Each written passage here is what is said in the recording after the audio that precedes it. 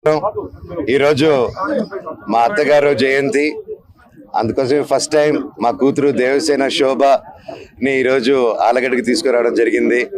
ఇంతకు ముందు తీసుకురాలేదు పుట్టాక. సో ఎప్పటి నుంచో ఈరోజు జయంతికి తీసుకెళ్దామని వెయిట్ చేస్తూ ఉన్నాము. అండ్ ఆ రోజు వచ్చింది. అండ్ ఈరోజు మేము ఫ్యామిలీతో పాటు, మా కజిన్స్తో పాటు, ఫ్రెండ్స్తో పాటు ప్రతి ఒక్కరు రావడం జరిగింది. అండ్ ఊర్లో ప్రతి ఒక్కరు ఎంతో ప్రేమగా ఆహ్వానించి మమ్మల్ని ఎంతో ప్రేమగా చూసుకున్నారు. ప్రతి ఒక్కరికి, ఇక్కడున్న ప్రతి ఒక్క జనాలకి, భూమా కుటుంబానికి, క్యాడర్కి, ప్రతి ఒక్కరికి thank you so much. And అన్ని చోట్ల నుంచి వచ్చిన, రాయలసీమ నుంచి ప్రతి చోట్ల నుంచి వచ్చిన నా ఫ్యాన్స్కి, నా వెల్ విషర్స్కి, నా బ్రదర్స్కి, ప్రతి ఒక్కరికి థ్యాంక్ యూ సో మచ్. మీకు ఎప్పుడు రుణపడి ఉంటారు. Thank you. అది నో కమెంట్స్ అండి. Thank you so much. ఈరోజు మా అత్తగారు జయంతి, అందుకోసం ఫస్ట్ టైం మా కూతురు దేవసేన శోభని ఈరోజు ఆలగడ్డకి తీసుకురావడం జరిగింది.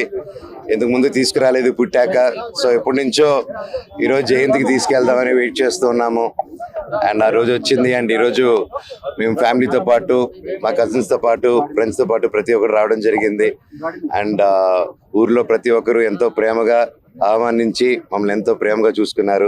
ప్రతి ఒక్కరికి, ఇక్కడున్న ప్రతి ఒక్క జనాలకి, భూమా కుటుంబానికి, క్యాడర్కి, ప్రతి ఒక్కరికి థ్యాంక్ యూ సో మచ్.